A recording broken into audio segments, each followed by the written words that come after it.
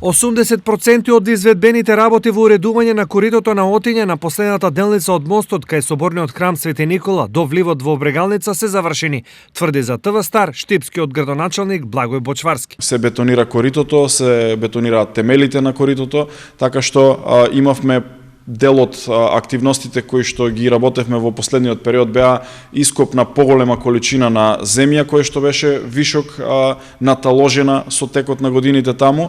Престојниот зимски период ќе одложи за пролет финализацијата за уредувањето на коритото на Отиња, оцени Бочварски. Тогаш среденото корито ќе добие современ лик. Ќе биде изработено и партерно уредување внатре во самото корито во овој дел. Ќе се постави монтажен мал мост преку кој што граѓаните ќе можат овде да поминуваат заради скратување на движењето.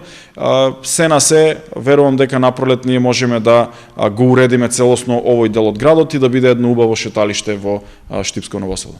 Уредувањето на Отиња комплетно ќе го смени ликот и на Ново село, се до вливот на реката во Брегалница. Добро е, што се направи се е убаво. Се е убаво. Што се растури, то не чини, а што се прави се е убаво.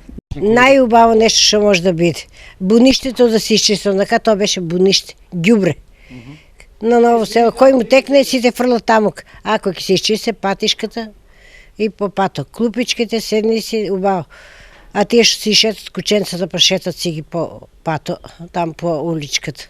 Ако е арно за вас, за мене е порно.